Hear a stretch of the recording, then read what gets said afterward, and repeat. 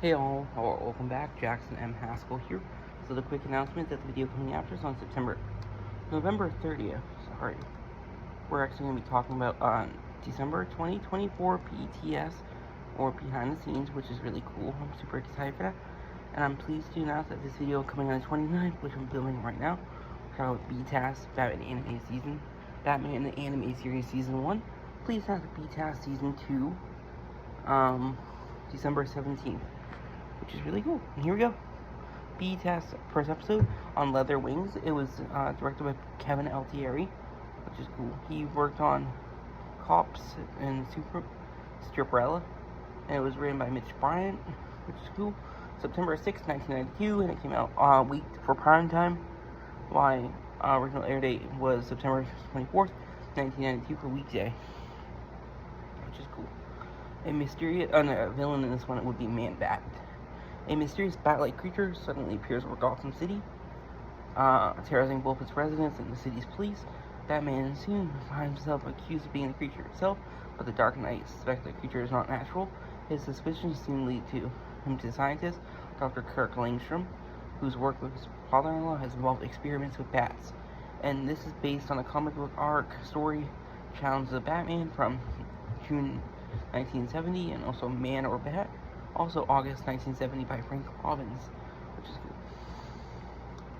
Next episode, Christmas with the Joker. It was directed by Kent Butterworth, written by Eddie Gorlacki, who did things such as Fresh Prince of Bel-Air, Big Bang Theory, SNL, SCTV, Network 90, and Late Straight with David Letterman. November 13th, 1992 for a weekday, December 27th, 1992 for prime time. And the villain with this one would be the Joker. After escaping Arkham Asylum, Christmas Eve, the Joker takes over Gotham's airwaves and terrorizes the city. He soon challenges Batman and Robin to find a hidden TV studio and free hostages, Commissioner James Gordon, the Harvey Bullock, and Summer Gleason, a reporter, before he subjects them to a most unwanted gift at midnight. Also, first appearance of Mr. Robin and Joker. With Nothing to Fear is the next one, directed by Boyd Kirkland, who worked on this and X-Men Evolution, and written by Henry Gilroy, who co-wrote Star Wars: The Clone Wars, and Sean Catherine Derrick. September 15th, 1992. Batman finds Nothing to Fear, which means we have a Scarecrow. Batman finds himself investigating a spate of attacks which have left victims suffering serious panic attacks brought on by fear. His investigations usually encounter a culprit as a Scarecrow and attempts to foil his scheme to burn down Gotham University. He used to work there. But in the process of doing so, Batman is exposed to the Scarecrow's fear gas and forced to face his guilt over his death of his parents. Cool. Next one. Number 4, Last Laugh. It was directed by Kevin Altieri, written by Carl Swenson, September 22nd, 1992. Joker. Joker once again causes chaos in Gotham City by subjecting people to a cloud of laughing gas, allowing him to plunder his city. When gas's victims are left paralyzed with laughter and on the verge of dying, after Bruce's butler, Alfred Pennyworth, is infected with the toxin, he becomes Batman once more to stop Joker and his crime rave in hopes of acquiring the means to create an antidote to save Alfred and all of Gotham, which is cool. Number 5, episode Pretty Poison, which means we have Poison Ivy. Boyd Kirkland directed. It was stories by Paul Dini and Michael Reeves, and teleplays by Tom Ruger. Tiny Toon Adventures, Animaniacs, Pinky and the Brain, and Hysteria. Michael Reeves, we've seen him before. The show Monsters, Gargoyles, and Batman anime series. And Paul Dini is one of the creators. He also helped create DCAU, and also Harley Quinn. And this was September 14th, 1992. If you're wondering why the dates are off, it just is. So Bruce is surprised when his friend Harvey Dent, aka later Two-Face, the city's district attorney, announces he's become engaged to his new girlfriend, Pamela Isley, Poison Ivy. After meeting her, Bruce becomes concerned when Dent suddenly collapses in a restaurant, and doctors find he has been poisoned. As Batman, he swiftly works to find the culprit involved in this and secure an antidote needed to cure Harvey, but is shocked when he learns who it is. Next one we have, oh yeah, Underdwellers is episode 6 at 65. Frank Poor has directed it. So stories by Tom Ruger and teleplays by Jules Dennis and Richard Muller. Mr. Frank Poor, he's known for this Gargoyles, X-Men and Evolution, Avengers Earth's Mightiest Heroes, which is cool, so October 21st, 1992. A string of, and the reason these are all, none of these take place in the same timeline in the city, but yeah. A string of bizarre robberies takes place across Gotham, which leaves police baffled when who is involved. Batman decides to investigate and discovers to shock that all the robberies involve a band of homeless children living in Gotham sewers. Diving into the deeper matter, he soon becomes the children are doing a crime of the bidding of one person, a man and called himself the Sewer King. So Sewer King is the villain here, which is cool. Next episode, number 7, directed by Kelvin Altieri. Stories by Mitch Bryan. Teleplays by Sean Catherine Derrick and Laren Bright. September 18th, 1992. Following a botched police operation, Officer Wilkes and Montoya, along with Detective Boltic, are questioned by IA, Internal Affairs. All three know that Batman himself turned up when things went wrong, but was captured by the smugglers that they were pursuing. After all three are suspended, Montoya attempts to track down where Batman was taken in order to bring down the smugglers' ringleader. So it's kind of cool seeing a different perspective here. But yeah, next one, Forgotten, it's directed by Boyd Kirkland, written by Julian Dennis, Richard Muller, and Sean Catherine Derrick. October 8th, 1992, Batman goes undercover to investigate a spate of disappearances amongst Gotham's homeless, but is ambushed. His kidnappers on leave with amnesia, but imprisoned in a chain gang mining camp. While he attempts to recover his memory, Alfred, using the Batwing, attempts to track down where he realizes he's in trouble. Needs the other suit. Cool. Be a Clown's next episode, directed by Frank Power, or 4, I don't know. Written by Ted Peterson and Steve Hayes. September 16th, 1992. Mayor Hamilton Hill, neglected son Jordan, stows away in the back of a clown his father hired after Hill turns his birthday party into a political gathering. Batman is forced to track down his father's sake after he discovers Joker took the place of the real clown Bozo in an attempt to kill Hill for his recent insulting remarks about him in a news interview. Next one is number 10, directed by Two-Face Part 1. The villain here would be Two-Face. Not really in this part, but second part more so. Kevin Altieri directed it, written by Drew Alan Burnett, and teleplays by Randy Rogel. Alan Burnett, he's worked on this thing, Hanna-Barbera, DC, and Walt Disney stuff. September 25th, 1992. Mobster Rupert Thorne attempts to prevent Harvey Dent. Rupert Thorne attempts to prevent Harvey Dent being a constant problem against him by finding someone he can use, blackmailing him. In the meantime, Dent is facing increased pressure of his re-election campaign and slowly turns to a psychiatrist who determines he has developing a split personality, aka Two-Face. Thorne soon learns all of this and attempts to confront him over it, only to learn a series of events about change Dent for the worse.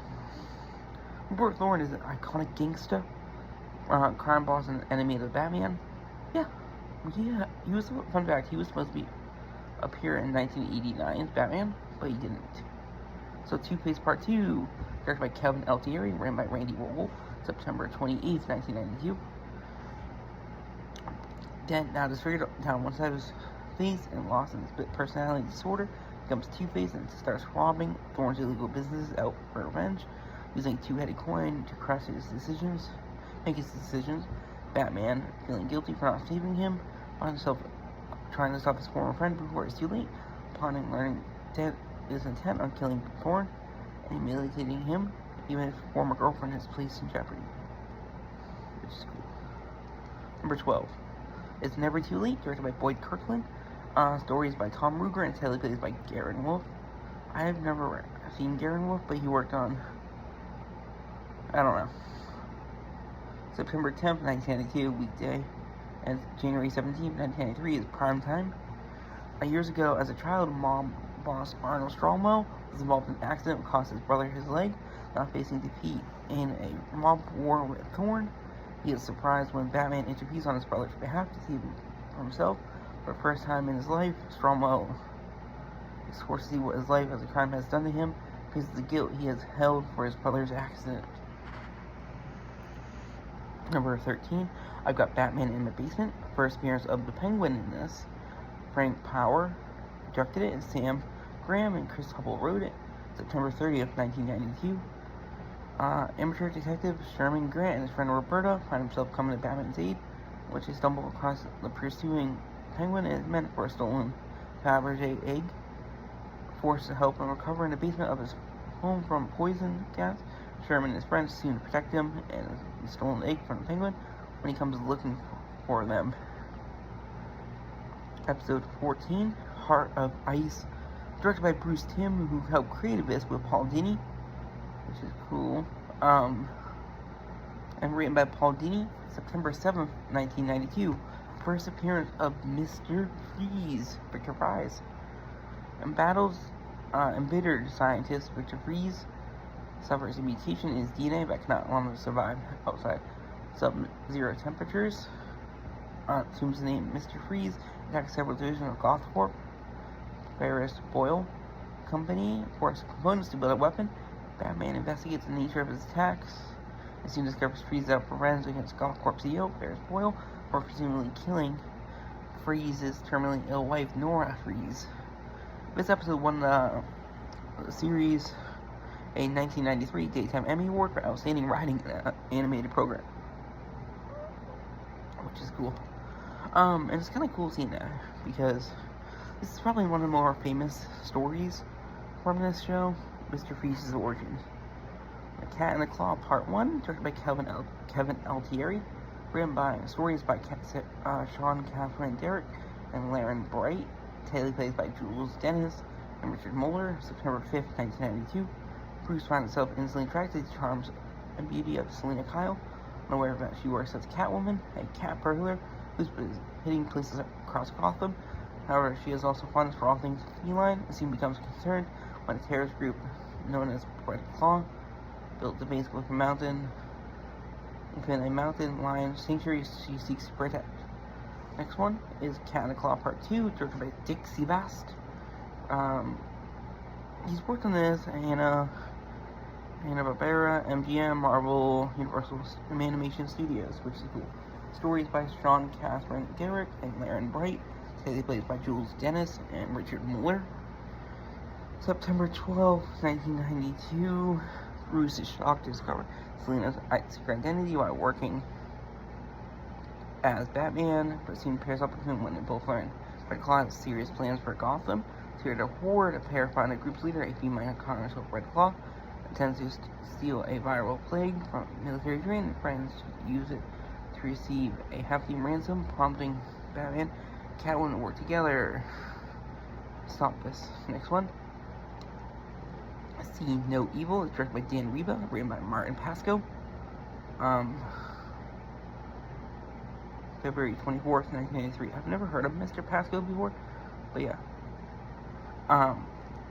Roy Ventrix, a con artist, recently from prison, uses a special invisibility suit to pose for his daughter's Kimberly's imaginary friend without his ex-wife's knowledge. Batman, while investigating a series of recent thefts, learned from scientists who made the suits material that the prolonged suit will drive Ventrix insane, and soon has arrested Kimberly, the abductor, and Michael Gross, who voices Royal Ventress, voices of Warren McGinnis, and Batman Beyond, which is cool. Batman Beyond, a show set in the future.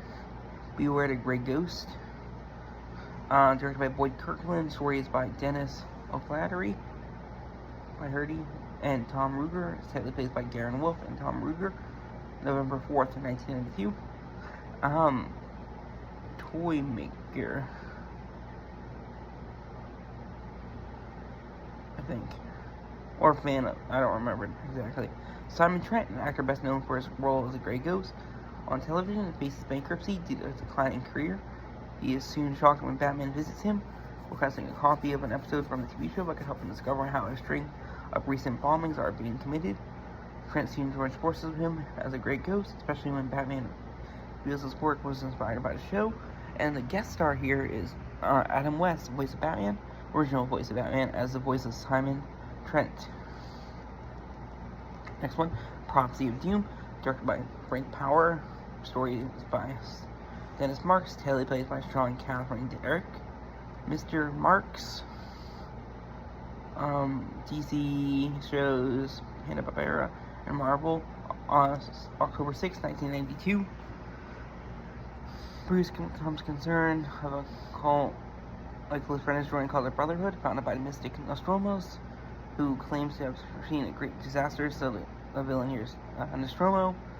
As Batman, he swiftly identifies Nostromo as a con man who is rigging near-fatal accidents to gain the confidence of Gotham's wealthiest citizens. He soon determines Nostromo's plans to con him out of their fortune and is forced to prevent this. Next one, Fear Play Part 1, directed by Dick Sebast, and by Marv Wolfman, Michael Reeves, and teleplays by Marv Wolfman. Mr. Wolfman, Tomb of the Dracula, and he's a writer, comic writer. September 8th, 1992. This episode came out. Matt Hagen, and this is the villains, it would be Clayface. Matt Hagen, a skilled actor, is forced by Roland Daggett. He's really infamous in the comics. Gangster and businessman. Help him prevent executive Lucius Fox, who was taking to take over Wayne Enterprises. Hagen is forced to receive an addictive face cream known as Renew You, who can temporarily restore his disfigured face following a car accident years ago. Eager for more, he attempts to steal the cream, but Daggett's men force feed him as a punishment. Next one is Fear of Clay Part 2, directed by Kevin Altieri, written by Marv Wilson, stories by Marv Wilson and Michael Reeves. Teleplays by Michael Reeves, which is cool. Bruce, released from prison on bail regarding Fox's assault, investigates as Batman to discover the culprit. Soon learns of Daggett's involvement and is shocked to discover when he encountered a shape-shifting mutant called Clayface, who is seeking to kill him. We learn that Hagen is Clayface, seeking revenge for the transformation for the cream's properties. Batman is forced to do all he can to stop him. Joker's Favor. Boyd Kirkland directed it, written by Paul Dini, September 11th, 1982 for weekday, and January 31st, 1993 for prime time. Charlie Collins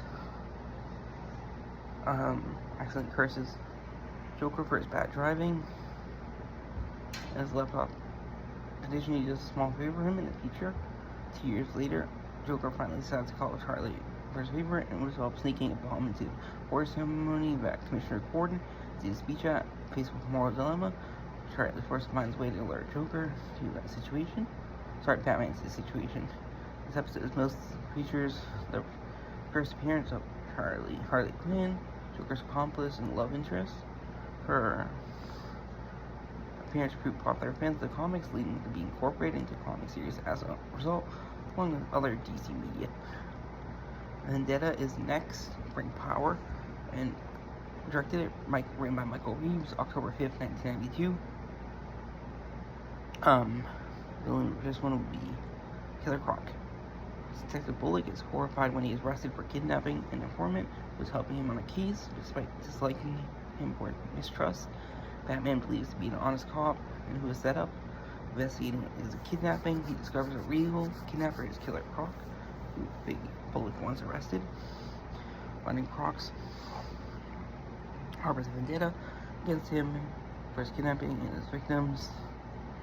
Batman must save him from certain death. Fear of Victory is next, directed by Dick Sebast.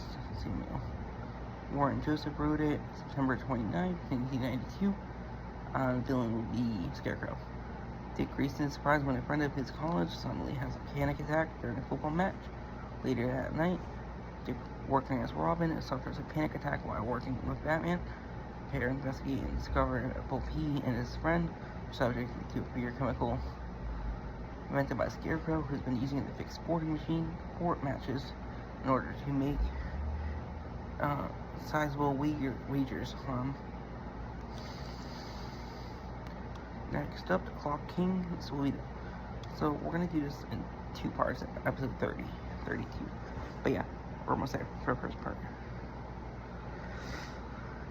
For businessman Temple Fugate is an efficient expert calling himself the Clock King. Oh, sorry to mention, this was directed by Kevin Altieri, written by David Wise, September 21st, 1992. And Wise worked with people such as Theodore Sturgeon, Harlan Edison, and Frank Herbert Newton. But yeah, September 21st, 1992.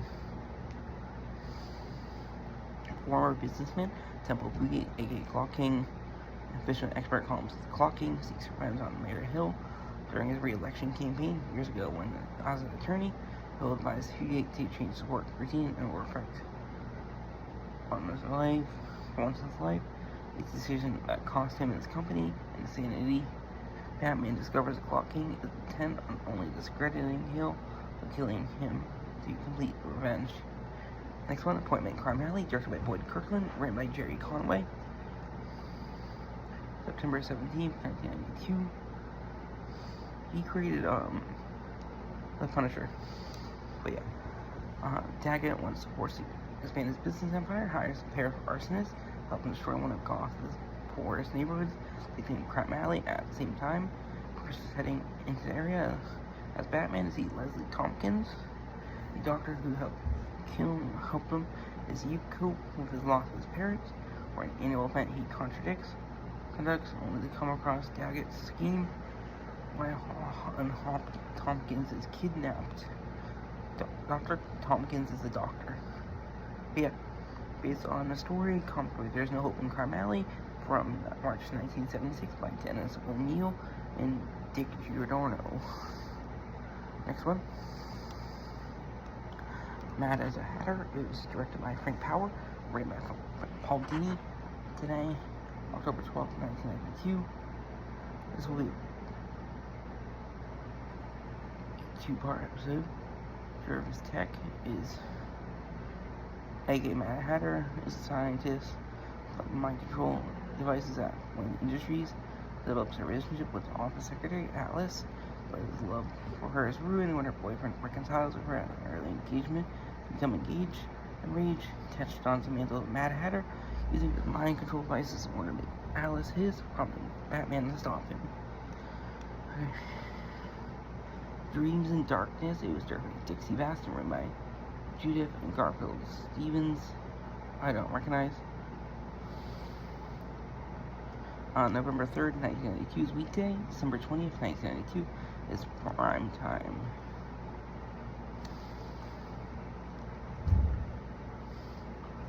Batman finds himself pursued after Joker, who's planning to poison Gotham's water supplies with a new batch of her fear toxin.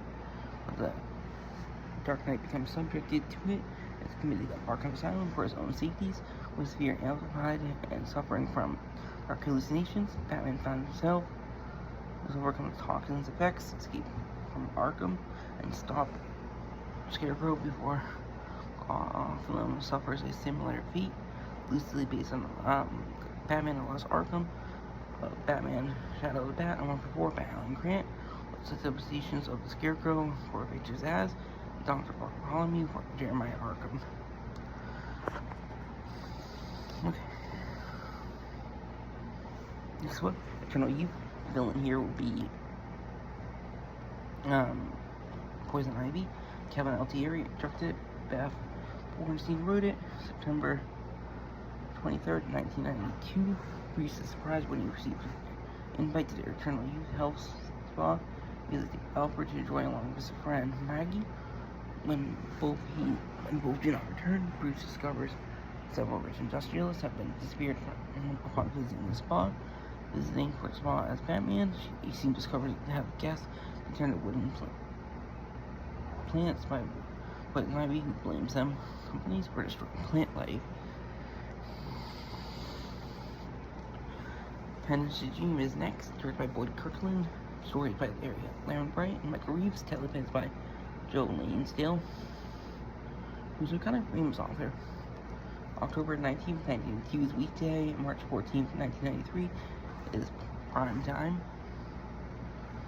Batman discovers a new crime when he suddenly wakes up as Bruce one morning. Want to find his life is completely changed. Not only are his parents still alive, his life as Batman no longer exists.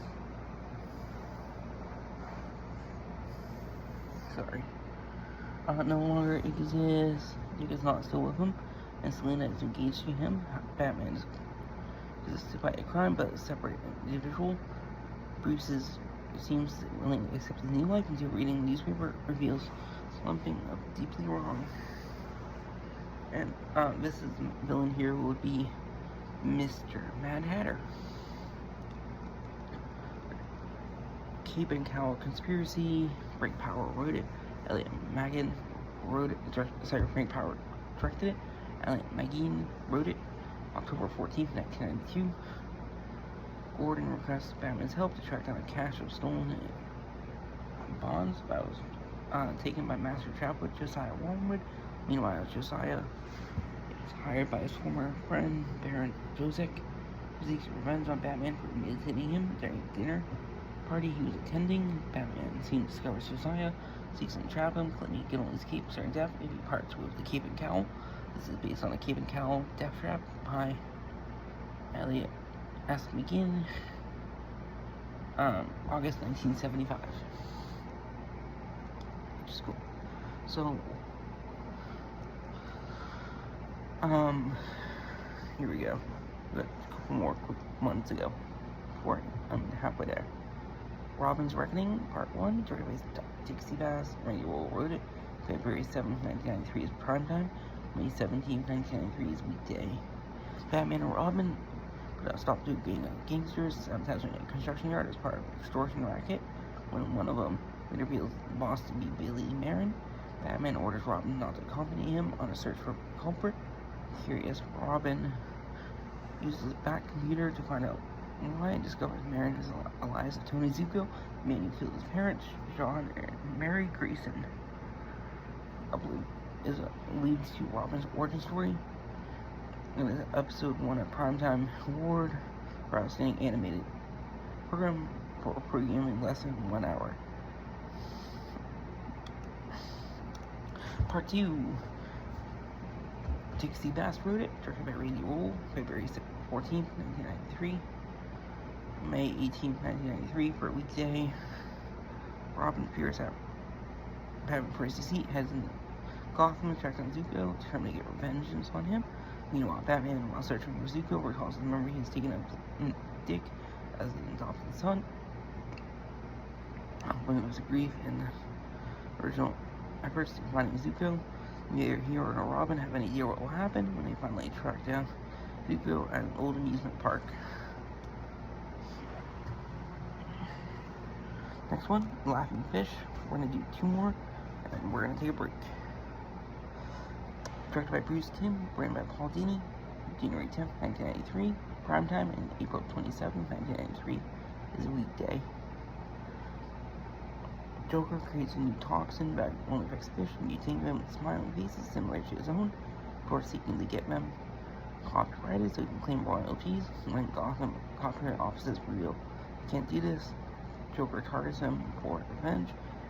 Batman attempts to prevent this, but the episode fails. He attempts to see the Joker, especially when